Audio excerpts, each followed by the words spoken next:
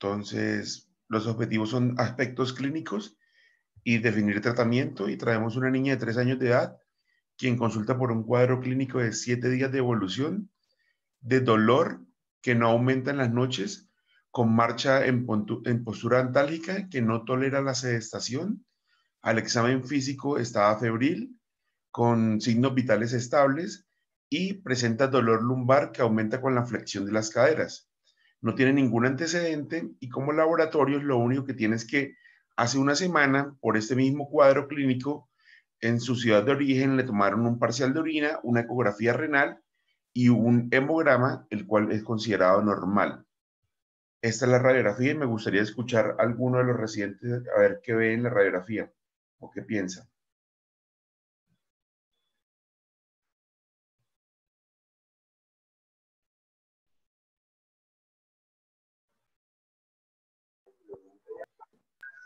Se ve normal, doctor. ¿Se ve normal?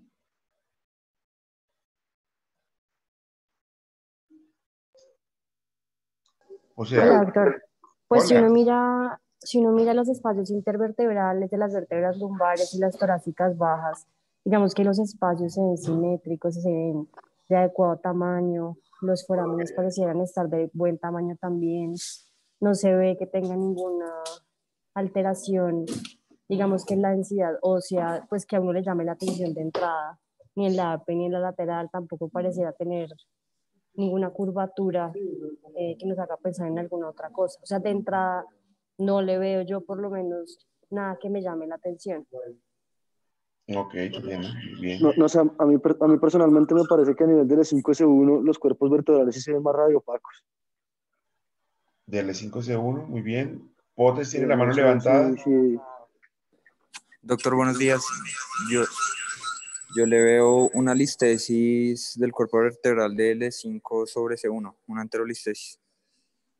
Ok. ¿Qué más le ve?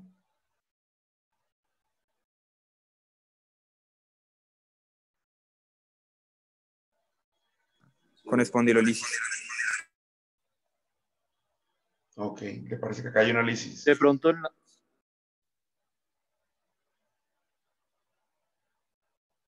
¿De pronto qué? de pronto se ve una irregularidad en el películo del E4.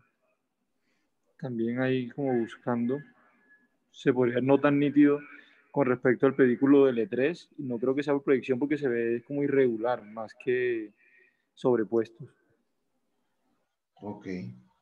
Bueno, estoy de acuerdo que pues, mire cómo Joseph dice normal. Y creo que todos sus compañeros empiezan a encontrar muchas cosas, ¿no? O sea, opacidad en el cuerpo vertebral de S1. Potes dijo algo muy característico, que se ve un aumento acá y una pequeña espondilolistesis, y lo más llamativo es esto, ¿no? Entonces, bueno, la primera pregunta es, ¿quién cree que tiene una fractura del cuerpo de L5?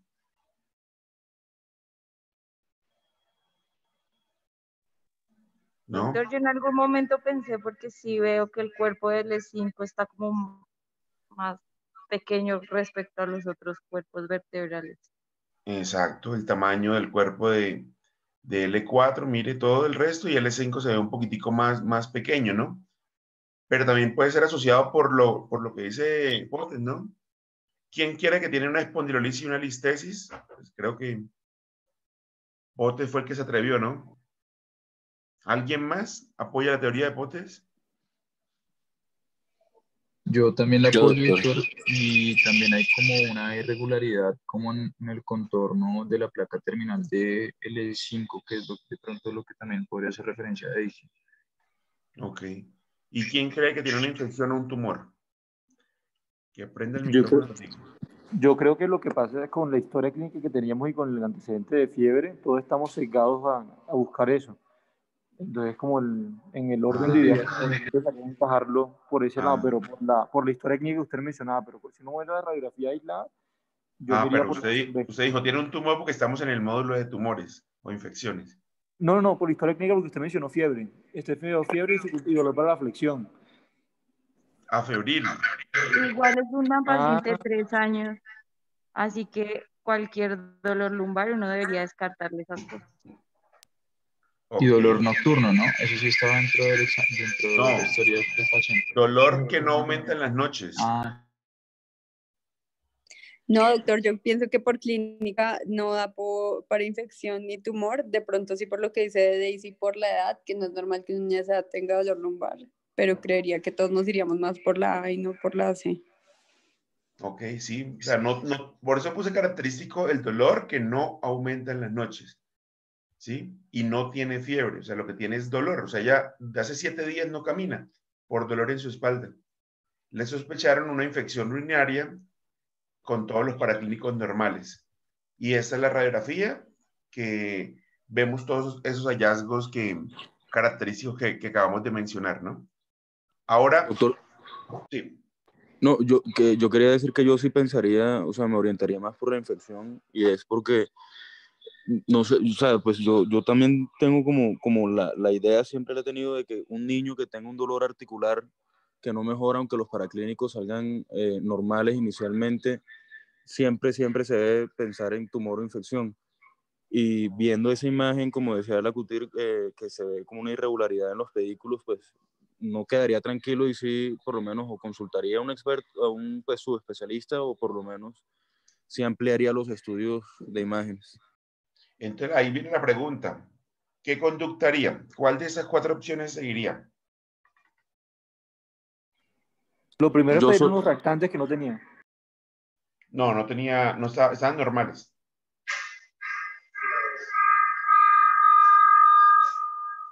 Doctor, qué pena, yo tengo una pregunta, de pronto pareciera fuera de contexto, en los antecedentes no mencionan la procedencia de la paciente para pensar, insisto también en el proceso infeccioso, para pensar de pronto en la procedencia de la paciente para pensar, no sé, pues ya sea en una tuberculosis o en alguna otra infección pues rara, para tenerla en cuenta.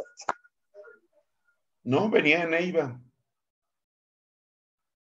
No hay hacinamiento, los papás no tenían ninguna enfermedad para, o mejor dicho, la niña Ninguna. no tenía Hija enfermedad para...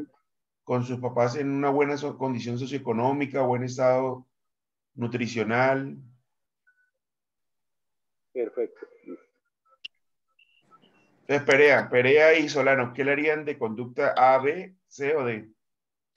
doctor, pues dependiendo la disponibilidad de la resonancia magnética, pues yo le pediría una Estamos en la resonancia. fundación. Sí, señor, yo Resonancia le magnética pediría la de... resonancia. Usted le pediría una resonancia. Perea, También, Doc, yo pediría resonancia inicialmente. Ya teniendo pues ok. PCR negativa, los tratamientos de fase aguda negativa, me iría por la resonancia. Rizo, ¿qué le harían? También le pediría una resonancia, doctor. ¿Alguien haría algo diferente?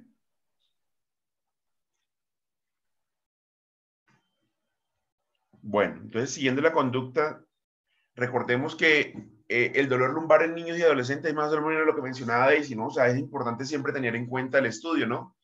Existen problemas del desarrollo que pueden estar catalogados en un 35% y muchos de estos pueden estar relacionados con algún tipo de cifosis, ejemplo, cifosis de Schwerman. Otro puede ser origen traumático, ¿no? Muchos de estos niños a veces no comentan las caídas en el jardín o no son presenciadas y pueden llegar a producir espondilolisis o espondilolicesis, aunque más del 45% de este hallazgo, como lisis y listesis, son hallazgos netamente incidentales. Y lo más importante es tener en cuenta esto, cuando el dolor es de inicio agudo, uno sí se le viene, como decía Toño, a la cabeza mencionar sobre problemas infecciosos o tumorales, a pesar de que los primeros exámenes sean normales, pero significa tener muchas alertas para poder tener en cuenta y seguir el estudio de este paciente.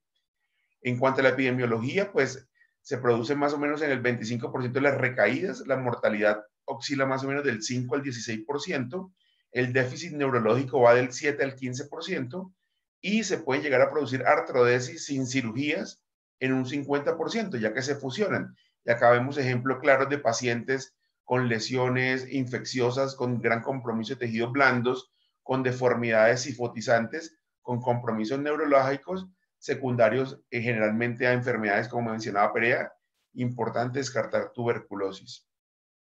En cuanto a la epidemiología, pues en la incidencia en los niños va de ese 0.3 por cada 1000 niños y es menos común que en los adultos.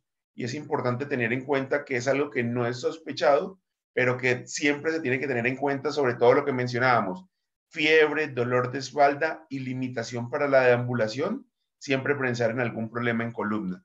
Y esta es la resonancia de esa niña que se tomó. Me gustaría que Santiago nos comentara qué ve en la resonancia.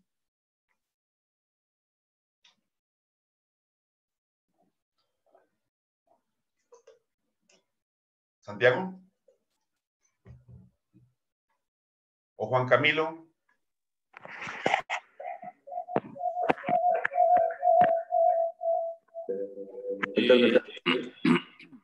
Doctor. Hola. El de L4, L5, pues se le ve sobre el disco del espacio intervertebral una extrusión con compresión del canal central. No le veo signos de mielopatía. Y los cuerpos vertebrales, pues no les veo alteraciones en la intensidad de señal. Ok. ¿Y ¿alguien le puede decir a Santiago por qué no ve mielopatía? Señor. Que si alguien le puede decir a Santiago por qué él no ve mielopatía. Porque sí, es extra, o sea, veo en la proyección axial ya viendo, veo que no hay compromiso intramedular y me parece que hay una imagen que pueda corresponder como, no sé, como una colección a nivel izquierdo, a nivel paravertebral izquierdo. Ok. Entonces seguimos con quién, a ver. Yo quisiera opinar, doctor, es que Sí. pues revisando el tema, yo veía que en niños, sobre todo, es característico que en la etapa inicial se vea algo de lo que vemos aquí, es como ese patrón degenerativo, como lo llaman algunos artículos, y es la hipointensidad de los discos intervertebrales que se puede ver en los últimos 3 discos lumbares. Y creo que lo haría a uno orientarse un poquito más a que hay algo que sospechar, ya que no tendría sentido que un niño pues tenga, o no sería normal que un niño tenga un patrón tan degenerativo en su columna pues a una edad tan temprana. Ok. Andrés Felipe Pereira.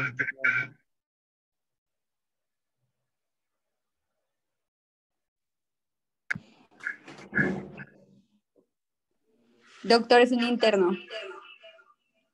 Sí, por eso, pero le llegó a la consulta esta resonancia. Pereira. O Cintia. Sí, doctor. Sí. Doctor, bueno, buenos días. Tranquilo, tranquilo. O sea, le llegó esa niña de 3 años que viene con dolor y ya le tomamos esta resonancia. ¿Usted qué le ve? ¿Qué le llama la atención? Sí, señor. Bueno, pues estaba viendo lo que están mencionando, sí, como una colección que yo escribiría que está en la parte paravertebral como posterior a nivel de L5. Paravertebral, acá. No, perdón, entonces lo estoy diciendo mal. En la parte posterior del cuerpo vertebral del L5.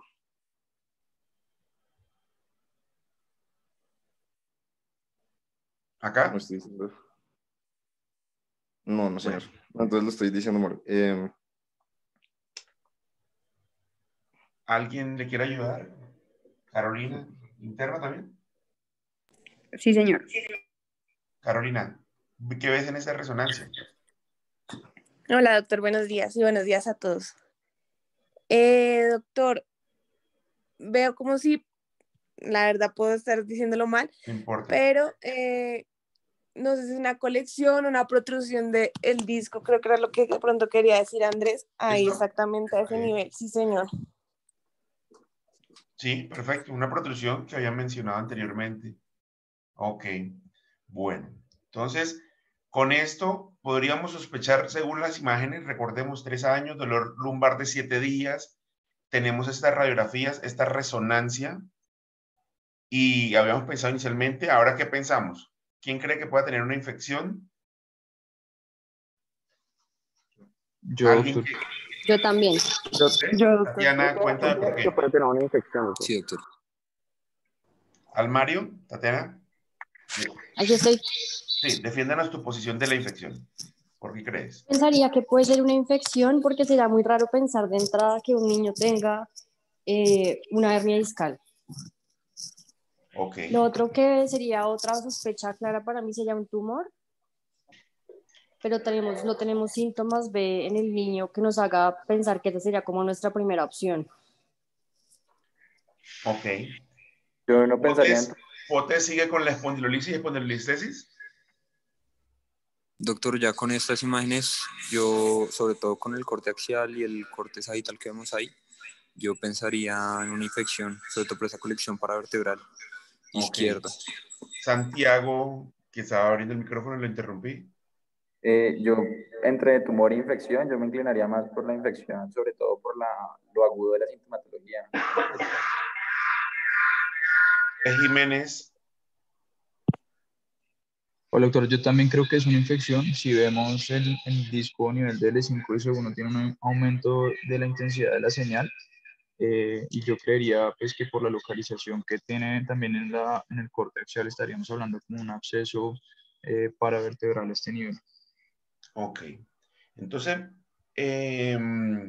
Andrés Pereira, mire la importancia de empezar de pronto, que no supiste explicar de pronto la resonancia, pero es importante más o menos saber como lo que Carolina te ayudaba a decir, ¿no? Como que esta imagen que tú querías hacer mucho énfasis fue lo más llamativo.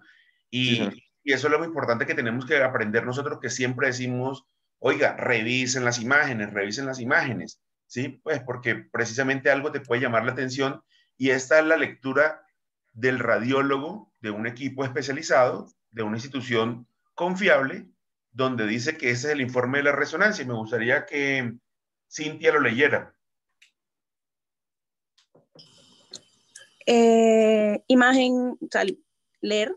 Imagen Sí. que sugiere hernia discal foraminal y lateral izquierda con alteración de la grasa adyacente con realce de los tejidos blandos, incluyendo el aspecto medial del músculo psoas izquierdo, del platillo vertebral inferior de L4 con desplazamiento lateral de la raíz de L4 izquierda a nivel extraforaminal. No hay signos que sugieran cambios de espondilodiscitis ni más. Y entonces... Ellos lo pues que lo que enfocaron más como nos un llamó la absceso atención no lo lee. Ah, Tatiana, Almario, que vi que prendió el micrófono. Aló, doctor. Ellos lo enfocaron como un absceso del psoas. Pues según No hay, lo que yo veo en la resonancia, ellos lo enfocan más como por ese lado. no, ahí dice que en ningún lado hay absceso. Pero dicen que tiene un realce Claro. al aspecto medial del músculo psoas izquierdo. Que hay hernias agudas grandes que pueden Yo hacer ese pienso que efecto ellos de lo masa. están enfocando como una hernia. Sí. Una hernia en un niño de 3 años, pues no lo deberían Sí. enfocar así, pero radiológicamente solamente le están pensando eso. Sí, y yo los llamé y les pregunté qué pensaban, porque pues con eso me dijeron, no, es una hernia grande, hay casos reportados en la literatura y me mostraron los reportes de los casos de hernias masivas que pueden hacer compromiso de la grasa paravertebral y que producen este tipo de imágenes. Pues la Doctor, verdad... ¿y cuando usted habló con ellos, qué le dijeron o sea, qué pensaban ellos del músculo psoas? No, que eso era por la hernia masiva que se producía ese tipo de infiltración grasa, o sea, como ese tipo de colección que podía ser por derrame precisamente de la hernia. Doctor, una pregunta. Entonces, Connie, ¿cómo es el dicho? Cuando suenan cascos en la calle, afuera en la calle, Si ¿qué oyen es? cascos en la calle, no piensen que son cebras, ¿no? Pues si estamos en Bogotá, son caballos. O en Villa de Leyva, los burritos, Galileo, por ahí, corriendo. O sea, siempre hay que ir a lo más común y a lo más obvio, y pues uno empieza a descartar ese tipo de patologías y después ya empieza a enfocarse en la quinta del gato, pero no empezar por lo más extraño, sino pues lo más común. ¿Cuándo ha visto uno una hernia discal? Pues ellos dicen que había reportes en la literatura, pero de semejante tamaño, con ese patrón, un niño de 3 años, pues uno tiene que pensar en otras cosas más comunes. Doctor Alvarado, una pregunta. Sí. esa resonancia tenía contraste, o sea, fue realizada con contraste y tenemos la imagen con y sin contraste. Digamos que eso sería clave para pensar también en el diagnóstico imagenológico. Sí, sí tenía, pero no tengo el corte acá. Pero bueno, o sea, varias cosas, ¿no? O sea, para la gran mayoría de las personas, esto, ¿no? O sea, uno siempre, o muchas veces no, que no me abrió el CD, que miro el informe, que, o sea, nada. Costumbre de nosotros como ortopedistas, siempre mirar las imágenes, siempre mirar las imágenes. Si no estamos de acuerdo con esto, siempre dialogar con las personas entrenadas en esto. Y nos fuimos hasta allá y nos sentamos a revisarla y nos mostraron los, no sé, los 2 reportes de caso que hay en el mundo de hernias masivas que pueden llegar a producir a esto, pero pues nosotros también le dijimos, esta es una imagen típica con esto que mencionan ustedes, mira el SOAPS del lado derecho y mira el SOAPS del lado izquierdo, ¿sí? Mire cómo está todo infiltrado. O sea, acá hay dos posibles teorías cuando uno ve esto. Uno dice, como decía Tatiana, es un absceso del psoas o una infección, o es una lesión tumoral, también como segunda opción, que puede llegar a estar produciendo este tipo de lesiones. Alguna leucemia, algún linfoma o algo que también puede llegar a producir este tipo de imágenes. Y pues ahí quedamos, ¿no? Quedamos como, bueno, vamos a ver quién dentro del resto de los estudios puede llegar a tener la razón. Entonces, continuemos con el enfoque del niño. Entonces, si tenemos esto y esta sospecha, ¿qué deberíamos hacer? Tratamiento Doctor, ¿puedo A, hacer B. una pregunta? Digamos que basado en la epidemiología, considerando que es un niño de 3 años, ¿uno le pediría la resonancia de primeras o contrastada? No, simple. Ok. Solo que acá la pidieron luego para corroborar este pequeño detalle que tenían. Ok. Porque había, Gracias. o sea, no, en todas, simple. Y si ya encuentra alguna más o algo que explique, Ahí sí se contrasta. ahí sí se continúan los estudios. Ok, gracias, doctor. En ella, ¿qué opción haría entonces Cristian Castro?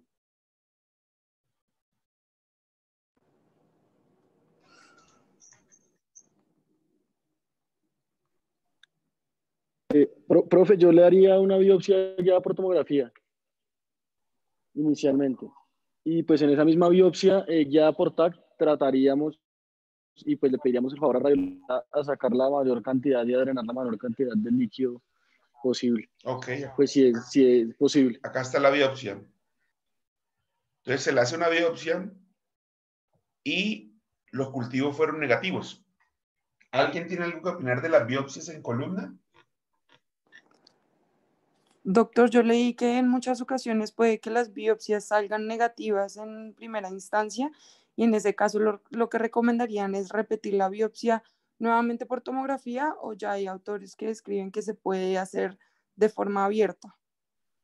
Perfecto, María Ángela. Recuerden que las biopsias en columna, a diferencia de otros lugares anatómicos, generalmente pueden llegar a ser positivas entre el 20 y el 30%. O sea, un 70% de las biopsias que tomamos, sabemos que este va a ser el resultado. Y eso no nos descarta la infección. Simplemente tomamos la biopsia para ver si ese paciente cae en ese 20-30% y podemos tener de manera dirigida ese antibiótico de elección. Pero de resto sabemos de entrada, porque a veces también vemos conductas de gente que dice, le tomaron biopsia negativa, entonces no tiene infección, démosle salida sin antibiótico. Que los he visto, casos de ese estilo. Se queda uno pensando como, pues si no saben que las biopsias en un 70% no van a salir positivas, pues no van a dejar de tratar a muchos pacientes. Y la patología mostraba una actividad inflamatoria aguda de polimorfonucleares tipo neutrófilos formando microabscesos, lo que nos podía pensar de que la teoría infecciosa versus la tumoral cogía más fuerza la infecciosa. Recordemos que las infecciones pueden ser en médulas, raíces o vértebras y dependiendo del grado de localización, pues puede llegar a tener un compromiso mayor. Muchos de estos pueden llegar a tener compromisos epidurales con algún tipo de déficit neurológico. Las podemos clasificar en piógenas y no piógenas, por lo tanto podemos clasificarlas como osteomielitis y disitis o espondilodisitis, y no piógenas pueden ser parasitarias, fúngicas o tuberculosas. En cuanto a la clasificación, pues acá podemos también tenerlas por el germen y por la localización. Como decíamos, puede ser osteomielitis vertebral, discitis, espondilodiscitis o abscesos epidurales. Y es lo importante que hay que revisar en las imágenes para saber cuál es el compromiso. Según la clasificación en el tiempo de evolución, pueden ser agudas en menos de 3 semanas, subagudas de 3 semanas a 3 meses y crónicas cuando son superiores a 3 meses. Son causa importante de hospitalización prolongada. Mire esta niña ya cómo lleva una serie de exámenes, de exámenes y exámenes y exámenes para poder llegar a su diagnóstico, de pruebas diagnósticas de tipo innecesario, de uso antibiótico prolongado, a veces la no colocación de antibiótico, pérdida de días escolares, ausentismo laboral por parte de los padres y un gasto considerable en la atención médica de estos niños. En cuanto a la patogenia, pues existen varias teorías. Una es la diseminación hematógena arterial y la otra es por el plejo venoso de Baxter, por fuerzas retrógradas que hacen que el flujo en esta zona sea un poco más lento y por eso sean focos frecuentes de colonización. En la columna cervical también existe una vena faríngea alrededor de la odontoides que puede llegar a producir algún tipo de inflamación y eso se conoce como síndrome de Grisel. Muchos de ustedes conocen casos que hemos tenido acá de síndrome de Grisel, niños que tienen traumas menores a nivel cervical, no sé, cabecearon un balón y de repente su cuellito quedó en deformidad en flexión o lateralización. Y es importante siempre indagar algún tipo de vacunación previa o si tuvieron cuadros de faringitis en el pasado. Entonces siempre es importante hacer ese tipo de preguntas porque nos pueden correlacionar con esta infección en la odontoides entre C1 y C2 con luxación de esta articulación y se conoce como el síndrome de Grisel. Andrés levantó la mano. Sí, doctor, es que dentro de lo que habíamos revisado, supuestamente el tipo de infección por el plejo de Watson ya lo habían descartado y lo que habían dicho era que la principal forma de diseminación era a través de los vasos arteriales de la placa terminal de las vértebras, porque había un alto volumen a un bajo flujo sanguíneo y que generaba como un ambiente idóneo para el crecimiento bacteriano donde podían empezar a disminuir empezar a infundir microtrombos para poder generar una protección al sistema inmune corporal y con eso desarrollar pues, una infección local. Ok. En cuanto a la patogenia, lo que hablábamos ahorita, mire que solo hasta el 20%, más o menos algunos artículos hablan del 20 al 30%, pueden llegar a ser positivas. O sea, realmente sabemos de entrada que esto no es lo que vamos a tratar de buscar, pero si nosotros hacemos biopsias y encontramos alguno de este tipo de organismos, pues frecuentemente podemos llegar a dirigir el tratamiento enfocado a lo que encontremos. Importante tener como la clasificación bacteriológica y en casos de recién nacidos, pues el estreptococcus del grupo beta B es el 50% de los casos y el hemófilo de influenza el 60% en niños entre 2 y 4 años seguidos en cuadros respiratorios. Entonces es muy importante también, según la edad, saber qué grupo de bacterias pueden llegar a ser las que más estén afectando a este tipo de pacientes. En cuanto a las manifestaciones, pues lo más frecuente es que sea fiebre, se presenta en un 52 a un 60%. Creo que el principal es el dolor, que es nuestro caso, ¿no? Muchos pueden llegar a cursar sin fiebre, retención urinaria en un 34% de espasmos musculares y limitación en los movimientos. Ese tipo de, los pacientes que yo he visto, no creo que en su gran mayoría, todos tienen esa posición antálgica y que no caminan. Creo que eso es un punto muy clave para uno sospechar una espondilodiscitis en esa zona lumbar. Ya los síntomas atípicos son dolor torácico, dolor abdominal, dolor en cadera. Muchos de estos abscesos del psoas pueden llegar a producir limitación en la cadera y algunos se pueden llegar a drenar hacia esta articulación. Síntomas radiculares y síntomas meningios. Los lactantes, fiebre elevada, algunos signos de sepsis y síntomas sistémicos. En cuanto a la evaluación diagnóstica, es importante recordar que el hemograma puede presentar leucocitosis en un 42%, que la BCG está elevada en un 92% y permanece elevada hasta 3 semanas después de la infección. Y lo más importante, pues, que hacemos nosotros para el seguimiento es la PCR, la cual aumenta de 4 a 6 horas y disminuye más o menos a los 10 días. Eso es importante para el seguimiento y para escoger el tratamiento que vamos a dar. Y en algunos casos se toman hemocultivos, también lo mismo, pero los hemocultivos pueden llegar a ser positivos apenas en el 58 al 60% de los casos. Entonces, el hecho de no tener un hemocultivo positivo ni una biopsia, pero si tenemos la clínica y las imágenes, nos hacen sospechar mucho para hacer el tratamiento. Luis Carlos, ¿tiene la mano levantada? Sí, no. Era en el cuadro clínico otra cosa que es muy típica, no solamente de infección, pero de algún problema, es el borramiento completo de la lordosis. Los chinos pueden tener hasta una cifosis lumbar cuando hay algún problema, especialmente séptico tumoral. Era eso nomás. Listo. Que le paren bolas a ese signo. Bueno. En cuanto a las imágenes, pues no hay cambios de imágenes en la fase aguda. Más o menos en las 2 primeras a 3 semanas se van a ver estas radiografías. Una leve sospecha con una disminución leve del espacio intervertebral, nada más. Pero mire cómo este mismo paciente a las 6 semanas ya se observa una pérdida de ese espacio articular. Y esto más o menos está dado porque la sensibilidad está entre el 54 y el 71% y la especificidad en el 57%. Ya cuando van más de 6 semanas ya puede uno encontrar la destrucción, la esclerosis en los bordes y algunas lesiones líticas a nivel del espacio intervertebral. Pero en las primeras, podemos decir que en las primeras 3 semanas no vamos a encontrar ningún tipo de hallazgo en la radiografía. Por lo tanto, lo que mencionaba Daisy era muy importante. O sea, tenemos 2, 3 semanas, tenemos una bandera roja que es la edad y el dolor en el niño. Pues si tomamos una radiografía de estado normal, no nos descarta una lesión tumoral o una lesión infecciosa. Por lo tanto, la conducta que sigue en ese algoritmo de manejo sería tomar, como mencionó María Ángela, una resonancia simple, que podría darnos una orientación en el manejo de este tipo de pacientes. En cuanto a las resonancias, ya tienen mejor sensibilidad y especificidad, y lo que observamos son compromisos dependiendo si tienen osteomielitis o espondilodicitis, si hay compromiso del disco intervertebral o si hay compromiso del cuerpo vertebral. Y es importante no solo mirar la vértebra, sino también hacer el realce, como en este caso Santiago Ruiz lo mencionó. O sea, él decía, veo una imagen que compromete, y lo mismo Tatiana, que compromete el psoas del lado izquierdo. Mire cómo mirar los tejidos blandos paravertebrales son muy importantes para mirar este tipo de pacientes. Ese es un estudio sobre el uso del PET scan y la comparación con la resonancia. 26 pacientes, 18 infecciones de columna. Mire cómo en el PET la sensibilidad era el 88% y la especificidad el 98%, y en la resonancia la sensibilidad era el 95% y la especificidad del 84%. Por lo tanto, este examen nos ayudaba mucho a saber realmente los pacientes que verdaderamente estaban enfermos y a descartar realmente los que estaban sanos. Entonces, yo creo que también puede ser una utilidad de este estudio a futuro, pues, y que creo que en la fundación ya lo estamos también utilizando para cuando sospechamos infecciones posoperatorias y en este caso de infecciones primarias de la columna.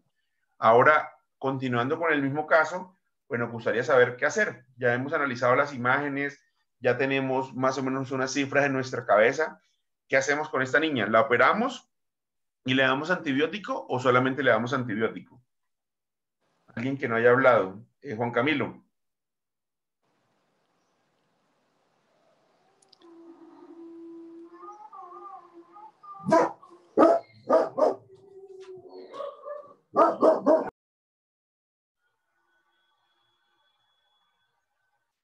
Juan Camilo.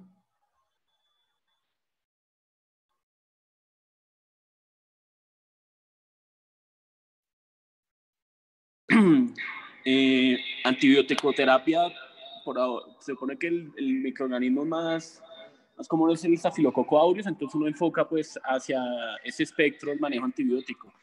El manejo pues también lo asociaría que mientras la toma de cultivo se inicia el antibiótico profiláctico en el proceso, ¿no? Ok. ¿Por qué no pensar en cirugía?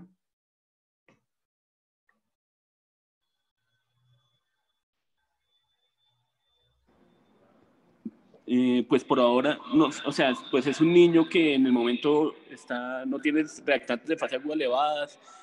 Clínicamente, pues lo que presenta es el dolor. El manejo pues inicial sería como escalarlo más, el manejo quirúrgico como una segunda opción, no sé.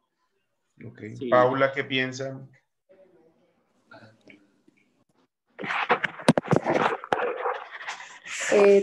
Doctor, pues por la edad de la paciente y todo, pienso que podría responder muy bien a la antibioterapia y se le podría dar un chance antes de llevar la cirugía. La cirugía dejarla para un segundo plan, como un plan B. Sin embargo, pues la colección es grande y de entrada hay que saber que podría llegar a necesitar. Ok. Carolina, levanta la mano. Sí, doctor. Solo quería comentar que pues yo creo que, como dice Pau, una opción es que pueda llegar a cirugía por la colección tan grande, pero hay que tener en cuenta que en el momento no tiene compromiso neurológico ni signos como de inestabilidad que nos hagan pensar que necesita cirugía como en el momento. Perfecto, Carolina. Yo creo que esos son los puntos clave, o sea, es definir por qué cirugía y cuáles serían las indicaciones. Y acabas de mencionar dos causas muy importantes de cirugía, ¿no? La inestabilidad y el compromiso neurológico. Cristian y Andrés siguen. Sí, profe, yo creo que hay que tener en cuenta que hasta un 90, pues habría que añadir una opción ahí de intentar un drenaje percutáneo. Hasta un 95% de estos pacientes se pueden manejar con un drenaje percutáneo y adicionalmente hasta un 50% responden solamente al manejo con antibiótico terapia. Entonces hay que darle el chance primero y ya si no hay respuesta, pues ahí sí consideraríamos un drenaje abierto. Ok, Andrés. No, de acuerdo con Cristian, pues lo que encontramos era eso, que más o menos hasta el 95% de los abscesos paravertebrales responden al drenaje percutáneo. En este caso, una paciente que está sin signos de sepsis, sin déficit neurológico y sin signos de inestabilidad, por lo cual se podría intentar el drenaje percutáneo y el aislamiento del germen para realizar una antibiótico terapia dirigida. Toño. No, doctor, pues adicionando lo que hayan dicho, diría que pues no es un paciente con déficit neurológico, no, pues lo que entiendo de la historia clínica no tiene tampoco una sepsis o una respuesta inflamatoria sistémica así aguda, muy exacerbada. Entonces, creo que también tendría el chance al manejo antibiótico inicialmente y según la respuesta de o la evolución de los síntomas, se consideraría ya más invasivo. Ok. Bueno. Entonces, en cuanto al tratamiento, pues no existe guía de tratamiento para niños. Los antibióticos de amplio espectro se deben hacer posteriormente a la toma de la biopsia hasta esperar el cultivo definitivo y si no es negativo, pues más o menos basado en la parte epidemiológica de que lo más frecuente es el estafilo, deberíamos hacer tratamientos dirigidos a eso. Si tenemos un cultivo positivo con un antibiograma, pues deberíamos enfocarlo a lo que nos está reportando este examen. El tratamiento endovenoso por lo general se recomienda por 2 semanas y el tratamiento oral se puede llegar a completar entre 6 a 12 semanas. Y esto es lo que nos hace pensar en cuándo hacer altas hospitalarias y cuándo debemos continuar. Creo que importante es tener en cuenta esto, ¿no? El tiempo, porque muchas veces se dan las 2 semanas endovenosas o 1 semana endovenosa, pero luego se quedan cortos acá y lo que vemos son reinfecciones o reactivación de esa infección en estos niños. En cuanto a la cirugía, pues sirve para hacer realizaciones de biopsia de tipo abierto cuando las dos percutáneas no hemos encontrado, pero logramos ver que existe algún tipo de absceso que realmente pueda ser drenado, que el absceso se requiera con drenaje, que se puede llegar a realizar hasta en un 21% de los casos, cuando persiste el dolor, cuando no hay mejoría con el tratamiento antibiótico, cuando hay déficit neurológico, inestabilidad o existe algún tipo de deformidad. Son como las indicaciones absolutas de pensar en que este paciente le va mucho mejor yendo a cirugía. Existen 2 formas de abordarlo, la vía anterior y la posterior. En la vía anterior es un mejor acceso para los tejidos infectados, mejor debridamiento y colocación de injertos óseos, y la vía posterior suena como vía complementaria para la corrección de deformidades, y acá hay un punto que se ha demostrado que no existe ningún aumento en el riesgo de infección, porque a diferencia de otros campos que ustedes ven, siempre existe ese temor de si debemos o no poner tornillos, implantes, cajetines o injertos, ya que el paciente está afectado. En cirugía de columna, generalmente por el tipo de irrigación que existe en esta zona, no se ve ningún tipo de afectación y es viable hacer este tipo de tratamientos. Por ejemplo, si por vía posterior siento que está inestable, puedo hacer 2 niveles por encima, 2 por debajo, sin llegar y poniendo tornillos sin ningún tipo de problema. Acá tenemos un caso, ese es un caso de un niño de 9 años que llevaba dolor y fiebre, 5 meses de evolución. Observamos cómo ya hay una disminución del espacio intervertebral con un colapso en ese nivel, con mucho dolor. Y a este niño le tomamos la resonancia, también lo mismo, diagnosticamos una espondilodicitis. Y lo que hicimos en este niño por el dolor fue simplemente llegar a hacer una vía anterior, hacer un curetaje y una colocación de un injerto de costilla en esta zona para lograr una artrodesis. A él se le hizo la biopsia guiada, lo mismo, negativa, como la gran mayoría de las biopsias, y este fue el planeamiento, una vía anterior con la colocación de una costilla para lograr la artrodesis en ese nivel. Con mejoría y posteriormente inmovilización con corsé, con colocación de ese durante varios meses. Acá se ve la costilla cómo está incluida entre las dos vértebras para lograr la artrodesis sin ningún tipo de colocación de tornillos, pero de ser necesarios se podrían poner sin ningún problema. Volviendo a nuestra niña, pues recibió antibióticos más una inmovilización externa con un corsé, recibió ceftriaxona vancomicina y posteriormente fue dada en egreso con clindamicina de tipo oral. Y acá tenemos una secuencia del seguimiento radiológico de esta niña al año. Entonces acá la teníamos en septiembre, donde observábamos la masa que se veía que fue inicialmente interpretada como una hernia.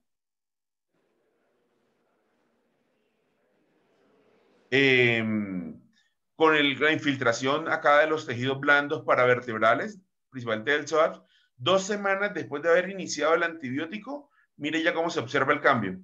Entonces, yo lo que creo es que es la evolución natural, ¿no? En las radiografías y en la resonancia puede que los cambios de manera temprana no se observen, pero estos cambios de tejidos blandos deben hacernos sospechar. Mire cómo si le llega a uno la resonancia ya con esto, ya uno dice, ah, bueno, ahora sí estoy ante una espondilodicitis. Mire, un punto muy llamativo es, mire cómo recupera el psoas con el uso del antibiótico.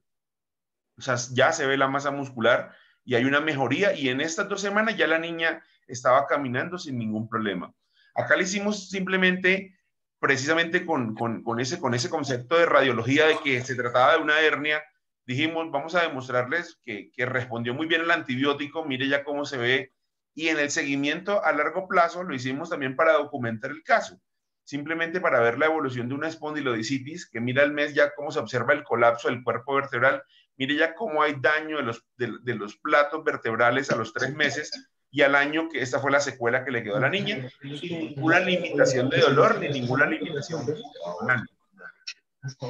Pero cuando uno mira esa secuencia de resonancias, uno dice, es la evolución normal de una infección en columna. Me gusta el chiquito. Creo que ese Sí, casi me punto... lo compro. ¿Y más barato? Sí, 500.000 pesos más barato. ¿Por qué no me compraste?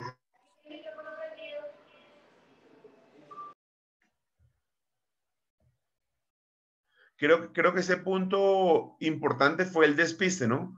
Mire cómo este caso nos llevó a pensar primero en una espondilolisis con una espondilolistesis, luego una interpretación de una hernia discal. Como enseñanza nos dejó que lo mismo que pensábamos, las hernias no son frecuentes, que no solamente debemos mirar el cuerpo y el disco, sino también el compromiso de los tejidos blandos, que cuando hay dudas se pueden hacer juntas multidisciplinarias para tomar la mejor decisión para los niños, porque era iniciarle antibiótico versus no hacerle, pues, porque a una hernia no se le va a poner antibiótico. Y mire cómo este paciente respondió muy bien a las 2 semanas del tratamiento, y acá está la evolución clara de una espondilodicitis en una niña. Entonces, como mensaje final, el dolor lumbar en niños es de vital importancia, es una bandera roja y debe siempre ser evaluada, lo que mencionaba Toño y Daisy. O sea, un niño con dolor, no importa, siempre tiene que ser estudiado y enfocado, y no decir puede ser un dolor mecánico simplemente. Es importante empezar de arriba hacia abajo. Existen múltiples causas, ¿no?, para llegar al diagnóstico, y lo importante también puede ser que podíamos estar presentes ante una lesión tumoral. Y la infección vertebral es un diagnóstico que se debe sospechar en este tipo de población. ¿Listo? Y eso es lo que teníamos para discutir en el día de hoy. Muchas gracias. ¿Alguna pregunta, alguna duda, algún comentario?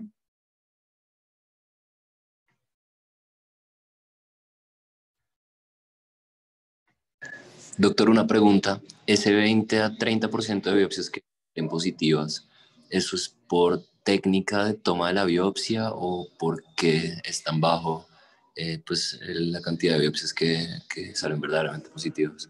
Yo creo que siempre no está presente, o sea, no es como en otros lados que usted tiene abscesos, realmente hay material purulento, o sea, creo que el material en este punto es sumamente escaso, ¿no? Y la cantidad la cantidad que uno puede llegar a sacar es muy baja. Mire cómo acá en la fundación como que tratamos como medio de diluir, de poner como infusiones para aumentar como ese volumen. Por eso Paula hacía mención acerca de que si estas son negativas, uno podría irse a hacer una biopsia abierta donde obtuviera un material mucho más grande. Doctor, yo tengo una pregunta. En un escenario en el que no tuviéramos resonancia magnética ni biopsia guiada por tomografía, ¿cuál hubiera sido como tal vez la manera más o menos invasiva o más conservadora para abordar a este paciente? No, pues yo creo que habría que remitirlo, Toño, porque pues, o sea, con una radiografía y con la clínica no vas a lograr. De hecho, esa paciente no se le tomó, pero muchos tienen el enfoque inicial también de, como les mencioné en el artículo, de utilizar la gammagrafía o el SPECT-CT. Ellos toman muchas veces para descartar la lesión tumoral, lo utilizan en su algoritmo como manejo inicial, porque si tienen duda entre una infección y una lesión tumoral, pueden encontrar lesiones poliostóticas y enfocar a otro tipo de diagnóstico, que es el caso que Daisy tiene escrito, que también nos llevó mucho tiempo en lograr manejar el diagnóstico entre diferentes causas, ¿no? Y al final terminó siendo una osteomielitis crónica difusa. Ok, doctor, gracias. ¿Y la tomografía nos ayudaría en algo, así sea para enfocarnos Sí, al cuadro que hay que seguramente, remitir? sí, seguramente, exacto. Podría utilizarla si la tiene como primera opción, pero creo que en estos casos siempre se van como con gammagrafías y con resonancias, sobre todo cuando son casos que usted llega a encontrar algo o la clínica no va bien. Sí, lo digo, profe, porque me preocupa, o sea, me preocupa, digamos, este caso en particular le llega a uno a un hospital donde uno no tenga esos medios e incluso llegar uno a pensar que puede ser algo infeccioso como lo que termina siendo solo con la radiografía y esa clínica sin rectante, sin nada, pues uno se queda en tumor o infección, Sí, también mire puede haber una duda cómo, incluso en la remisión. o sea, con Santiago Rosales y con Gina, esos días estamos mirando, retomando nuestra casuística de espondilodicitis.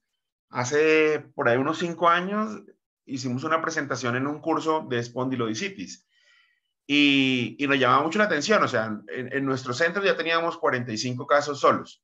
Cuando uno ve que en otros lugares de artículos sacaban 30 casos entre 10 hospitales.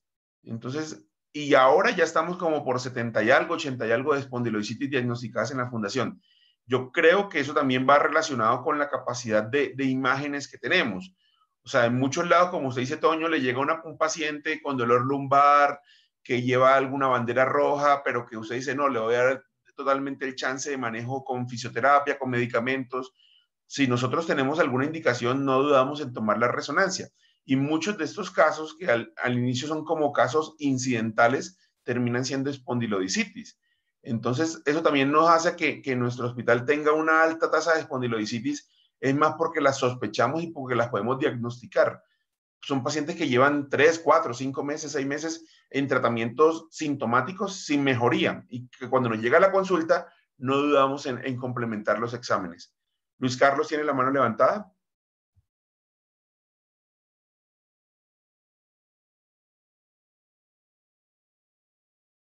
Profe, ¿tiene el micrófono apagado? Sont dépouillés de leurs attraits. Mon beau sapin, roi de forêt, tu gardes ta parure. Toi que Noël planta chez nous au sein d'anniversaire. Mon beau sapin. Era eso lo que quería decir. Gracias. Está poseído por el espíritu navideño. Pero hace rato.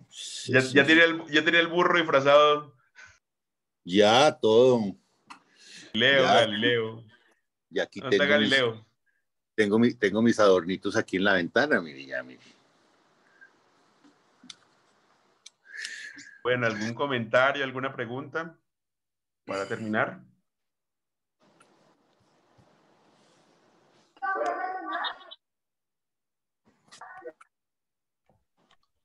Bueno, ¿alguna conclusión por parte de los residentes? Daisy, por ahí. Pues no, yo pienso que lo más importante y lo que usted hablaba es que en ese caso, o sea, en ese caso y en todos los niños que tengan un dolor lumbar, mirar las banderas rojas y no quedarse con lo obvio y tampoco, pues esa es la otra enseñanza, que los estudios de imágenes, pues para eso también nosotros estudiamos y vemos otras cosas diferentes y no quedarse solo con el reporte del radio. Perfecto, bueno, muchas gracias a todos. Lo mismo. Luis Carlos y Connie, ¿vieron el mensaje que les mandé? No, ¿ahorita? Sí, ahorita a las 7 hay una reunión en de la tarjeta electrónica. De la boleta electrónica, porque yo creo que es muy importante, porque a partir de ahora toda la programación va a ser, se va a empezar a implementar la boleta electrónica. Entonces, va a jalar de la historia clínica, entonces tenemos que aprender cómo se programan ahora los pacientes. Muy bien. Bueno, chao, muchas gracias a todos. Gracias. Chao, gracias. Chao. Gracias. Muchas gracias.